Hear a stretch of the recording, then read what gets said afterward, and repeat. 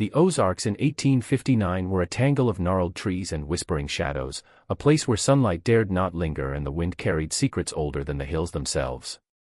Deep within this suffocating wilderness stood a rotting cabin, barely held together by time and neglect, where a pair of twins had lived their entire lives in a solitude that twisted them into something almost inhuman.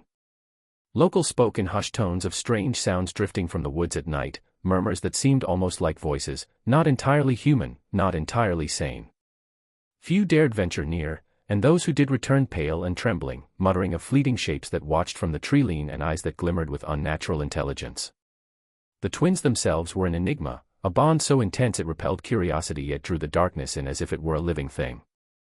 Whispers spoke of their forbidden closeness, of rituals performed in the dead of night with old, decaying books and candlelight flickering against damp walls. Rumors claimed the air around the cabin carried a chill that gnawed at the bones, that even the livestock dared not linger near the forest's edge.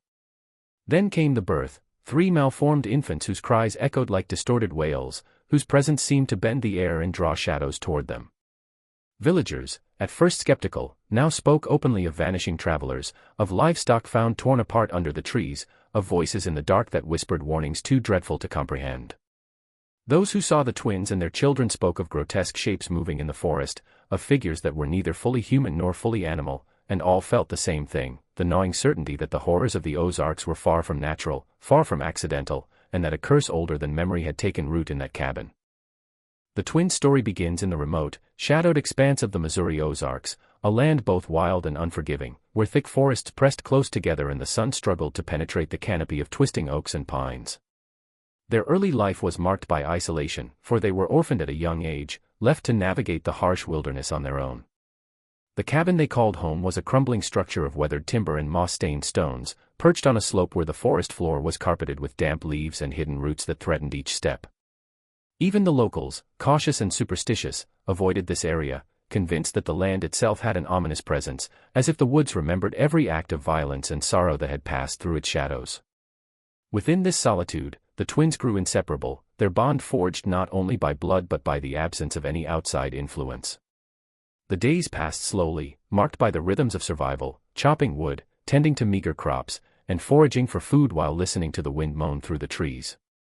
Nights were darker still, filled with the sounds of the forest, the distant howl of wolves, the rustle of unseen creatures, and the low whisper of branches brushing together in the cold night air. Within this isolated crucible, the twins developed a language and understanding of each other that went beyond ordinary kinship. Their thoughts seemed to intertwine, a silent communication that grew more profound as they aged, and their companionship became the only certainty in a world that offered little comfort. The forest itself seemed to become an extension of their lives, a living presence that watched, sheltered, and perhaps even influenced them, shaping their perceptions and heightening their instincts. As they matured, the cabin, though small and deteriorating, became a sanctuary where they could exist without interference from the judgments or norms of the outside world. The remoteness of their surroundings, combined with the unrelenting closeness of their relationship, fostered a sense of otherness. The twins were not merely children of the forest, they had become part of its pulse, its silence, and its shadows. Even the villagers who lived miles away would speak in whispers of the twins, noting that anyone venturing near the cabin often felt a chill or a prickle of unease, as though eyes unseen were following their every movement. This isolation, physical and social, laid the groundwork for the intensity of the bond between the twins, nurturing a connection that would later evolve into something taboo and obsessive, shaped as much by the wilderness that encircled them as by the absence of the human touch and society beyond the forest's edge. As the twins grew older, the forest surrounding their isolated cabin seemed to take on a life of its own, an ever-present, whispering presence that both sheltered and haunted them. Locals from the scattered settlements in the Missouri Ozarks began speaking in hushed tones of strange occurrences, stories that traveled slowly through the valleys and hills like the wind weaving through the trees. They reported hearing voices in the dead of night, murmurs that carried across the darkness, soft and urgent, as though the forest itself were speaking secrets meant for no one but the twins.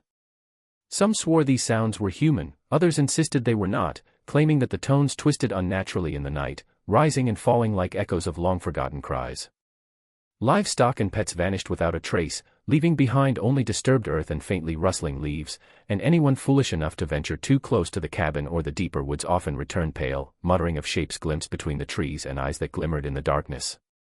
The twins, for their part, seemed strangely attuned to these voices and shadows. They would often be seen wandering the forest at dusk, moving silently among the trees, listening, responding with barely audible words, as if conversing with unseen entities. Their neighbors, distant yet watchful, could not explain the uncanny timing of their excursions, nor the way the twins appeared to anticipate the shifts in the wind or the movement of the shadows. Some began to suspect that the twins themselves had become part of the forest's unnatural rhythm, as though isolation had blurred the line between human and wilderness, consciousness and echo. The atmosphere around the cabin grew increasingly oppressive, a mixture of fear and fascination that drew a cautious curiosity yet repelled close inspection. Travelers spoke of an inexplicable chill, a weight in the air, and the faint sensation of being watched when passing through the outskirts of the forest. Whispers among the villagers suggested that the twins' presence, combined with the forest's eerie voice, was awakening something dormant, something that had lain hidden beneath the soil and within the roots of the trees.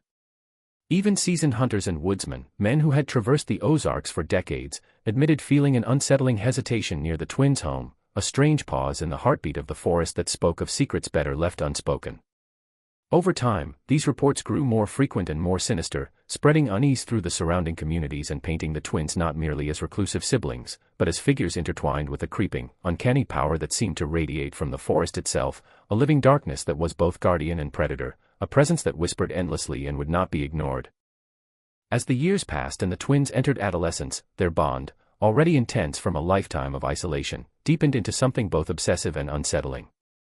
With no other companions or social anchors beyond each other, they relied entirely on one another for emotional, intellectual, and even moral guidance, their world shrinking to the boundaries of the cabin and the surrounding forest. The lines between affection, dependency, and desire began to blur, transforming a natural sibling closeness into a fixation that neither of them fully acknowledged but both felt irresistibly. Their conversations, once playful and innocent, became laden with unspoken meanings, and glances carried the weight of thoughts that were never voiced aloud. The outside world, when glimpsed through distant journeys to gather supplies or brief encounters with locals, seemed alien and intrusive, its laws and social expectations irrelevant compared to the universe they had created together. This secret world, bound by silence and shared understanding, nurtured a sense of inevitability about their connection, an idea that had no name but occupied every corner of their minds. As they grew, the forest itself seemed to respond to their emotions, the rustle of leaves and shifting shadows almost like accomplices to their private rituals.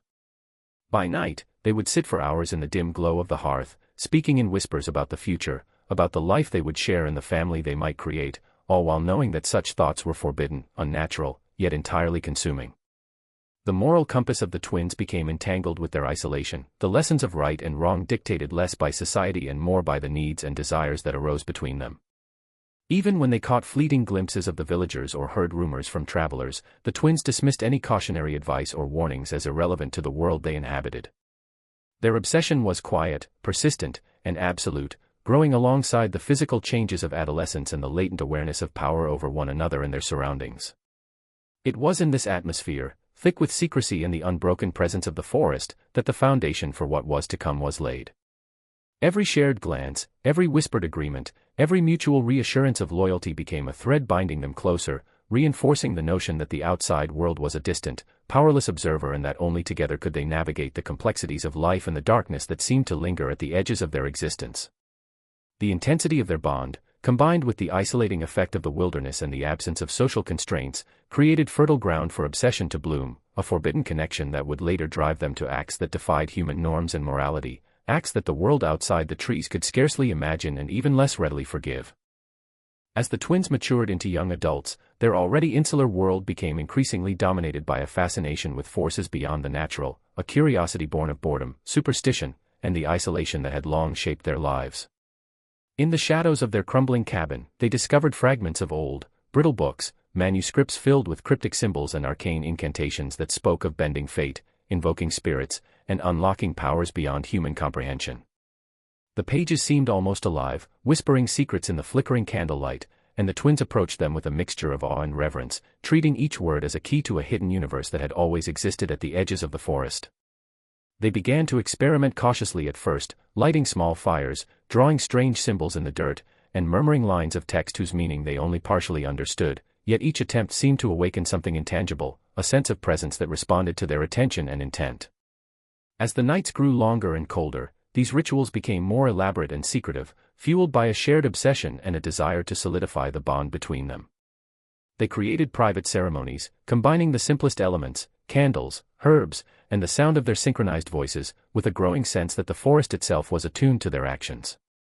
The air around the cabin grew heavier during these rituals, thick with the scent of smoke and damp earth, and even the familiar sounds of the woods seemed altered, bending to their will, echoing back in distorted forms that both frightened and exhilarated them. In these moments, the twins felt a power unlike anything they had known, a sense of control over the natural and the unnatural, and with it, a deepening conviction that the boundaries imposed by society and morality were irrelevant within the circle of their influence. The rituals, while often silent and unobserved by any outside eye, were transformative, reinforcing the intensity of their connection and fostering a belief that nothing beyond the cabin could interfere with their desires or their destiny. Each act, no matter how small, seemed to pull the forest closer, drawing shadows into the cabin and heightening the sense of otherness that enveloped them. What began as curiosity slowly became a compulsion, an obsession with secrets that promised power, understanding, and a way to transcend the ordinary human limitations that had governed their lives. The twins' growing mastery of these dark practices fed both their fascination with one another and their isolation, creating a feedback loop in which secrecy, obsession, and the supernatural merged, shaping the trajectory of their lives and laying the foundation for horrors that would ripple outward from the cabin, touching the edges of the nearby settlements and transforming the forest into a domain where the rules of nature and morality no longer applied. The birth of the triplets marked a turning point that would forever seal the twins' descent into a world of horror and secrecy. When the time came, the forest seemed to close in around the cabin, as though it were holding its breath, bearing witness to an event that was both unnatural and inevitable. The labor itself was unlike any the twins, or the sparse villagers who had heard distant rumors, had ever encountered. The cries of the children pierced the night air, raw and distorted, echoing through the trees in a way that set the forest itself trembling. Shadows twisted and flickered across the walls of the cabin as candlelight struggled against the oppressive darkness, and the very air seemed thick with an almost tangible weight, heavy with the scent of damp earth, sweat, and something indefinably wrong. The children, 3 in number, emerged not as ordinary infants but as grotesque aberrations, their features twisted, disproportionate, and horrifyingly symmetrical in ways that seemed to defy nature. Their skin bore markings that resembled old scars or sigils, their limbs bent unnaturally, and their cries carried a resonance that made even the twins recoil despite their intense attachment to each other and the children they had created. Rather than inspiring joy or relief, the birth was met with awe and terror, a chilling sense that what had been conceived in secrecy was not merely a child of human flesh but something older, stranger, and more malevolent. The twins, bound by their obsession and by a shared desire to protect their creation, chose not to reveal the infants to the outside world, recognizing instinctively that no village or stranger could understand or accept what had been brought into existence. The cabin became a chamber of concealment, where the monstrous triplets were hidden in shadowed corners, swaddled in layers of cloth and secrecy, while the twins devoted themselves entirely to their care, speaking to them in whispers and nurturing them as if to shield both themselves and the children from the judgment and fear that inevitably awaited beyond the trees. Even within the forest, the presence of the triplets seemed to alter the rhythm of life. Birds fell silent in their vicinity, small animals fled, and the wind itself carried a strange vibration, a low hum that unsettled any who might wander too close. The villagers, already wary of the twins and the cabin, began to notice an intensification of strange occurrences, distorted cries in the night, glimpses of unnatural shapes, and a persistent feeling that the forest was harboring a secret too dark to name. In hiding the triplets, the twins not only ensured their continued survival but also cemented a bond between themselves and their creation, a bond infused with both love and a creeping sense of dread, as if the forest, the cabin, and the children themselves were all inexorably entwined in a growing web of unnatural design, one that would ripple outward and leave an indelible mark on all who dared to enter the shadows surrounding their secluded world. As the monstrous triplets grew, the forest surrounding the twins' cabin seemed to respond to their presence, as if their very existence had awakened a dormant darkness that had lain hidden among the trees for generations. The villagers who lived miles away began to notice an intensifying pattern of fear and unease, a series of strange incidents that could not be easily explained. Livestock disappeared at an alarming rate, often leaving behind nothing more than scattered tufts of hair or overturned soil, and even the most seasoned hunters returned with tales of animals fleeing in terror as if something unnatural stalked the woods. Travelers who wandered too close to the cabin reported hearing distorted cries echoing across the hills, cries that were not entirely human and yet unmistakably tied to the children who remained hidden behind the cabin walls. The twins, already consumed by obsession, became increasingly reclusive, rarely leaving the cabin and interacting even less with the outside world. They moved with a quiet purpose, attending to their triplets with meticulous care, teaching them to navigate the shadows, to remain silent when outsiders approached, and to respond in ways that unnerved even the bravest of observers. Shadows seemed to stretch unnaturally when they passed, and the wind carried whispers that were almost intelligible, prompting some villagers to speak in fearful tones of a curse spreading from the forest itself.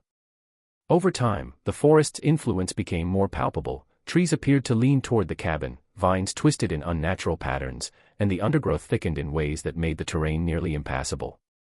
The presence of the triplets seemed to amplify this effect, as if their grotesque forms and unnatural vitality radiated a power that both corrupted and animated the woods around them. Word of strange lights and fleeting figures moving through the trees began to circulate, accompanied by stories of fleeting glimpses of children who appeared and vanished as if slipping between dimensions, half seen in the corner of one's vision. The villagers whispered of omens and premonitions, sensing that the twins' secret progeny were not merely human children but vessels of something darker, harbingers of a corruption spreading outward from the cabin into the surrounding lands. Fear became a tangible presence in the valley. Even those who had never dared approach the cabin felt the weight of an unseen gaze pressing upon them, a quiet but persistent warning that the forest was no longer a neutral space but had become a realm dominated by the unnatural bond between the twins and their triplets. As the influence of these hidden beings extended further, the line between reality and nightmare began to blur, leaving the local population haunted not only by the horrors they glimpsed but also by the chilling certainty that the darkness growing in the heart of the forest could reach far beyond the trees, touching anyone who ventured too close, and that the twins and their monstrous children were orchestrating this silent, creeping terror from their secluded, shadowed home. As time wore on, the twins' secluded world and their monstrous triplets began to exert an increasingly malevolent influence beyond the confines of the cabin and the forest that sheltered them. The disappearance of outsiders became a recurring pattern, and with each vanishing, the veil of fear surrounding the Ozarks thickened. Travelers, hunters, and even wandering children strayed too close to the forest's edge and never returned, their absence only whispered about in distant towns and settlements, often dismissed at first as unfortunate accidents. Yet the frequency and consistency of these incidents could not be ignored, and soon, the villagers began connecting the disappearances with the twins and their strange dwelling deep in the woods. Those who ventured near the cabin reported fleeting glimpses of shadowed figures, distorted forms moving with unnatural speed between the trees, and a low, haunting murmur that seemed to follow them through the underbrush. Some claimed they saw the monstrous triplets themselves, their twisted limbs and malformed faces barely visible between branches, observing with an unsettling intelligence far beyond what one would expect from children. The forest seemed to conspire with them, every rustle of leaves, every snap of a twig, every sudden gust of wind acting as both warning and trap, luring intruders closer even as it threatened to engulf them entirely. The twins, for their part, moved with unnerving calm, orchestrating the environment around them with a precision born from years of isolation and obsession, teaching their children the unspoken rules of fear and concealment, guiding their actions with whispers and gestures that extended the reach of their influence into the surrounding lands. It was as if the family, together with the forest itself, had become a living entity, a predatory force that absorbed the energy of those who dared trespass and left behind only silence and dread. Rumors began to spread of grotesque laughter carried on the wind, of distorted cries that seemed almost human but bent in ways the ear could not reconcile, and of fleeting glimpses of eyes glowing in the darkness, watching and calculating. Even those who had never approached the cabin felt the forest's growing menace, an invisible pressure that caused anxiety to seep into everyday life and prompted the more cautious villagers to avoid certain paths, certain woods, certain stretches of the landscape entirely. In the minds of those who dared speak of it, the twins and their triplets were no longer merely recluses or curiosities, they were architects of an encroaching horror, custodians of an unnatural presence that consumed the unwary and spread its influence silently, invisibly, and inexorably. Fear became a tangible, living force in the Ozarks, and every whisper of movement in the trees reminded the villagers that the forest was no longer a neutral wilderness but a realm under the dominion of the twins and their monstrous progeny, where intrusion meant more than danger, it meant disappearance, and perhaps something far worse waiting in the dark. The unsettling reputation of the twins and their monstrous triplets gradually extended beyond the immediate vicinity of the forest, seeping into the nearby towns and valleys like a slow-moving fog that carried unease with it. Travelers spoke in whispers of grotesque shapes glimpsed through the trees at dusk, fleeting figures that disappeared when approached yet left a lasting impression of something profoundly wrong. Even those who had never ventured near the cabin felt the weight of the stories, as if the forest itself pressed upon them with a silent, accusing presence.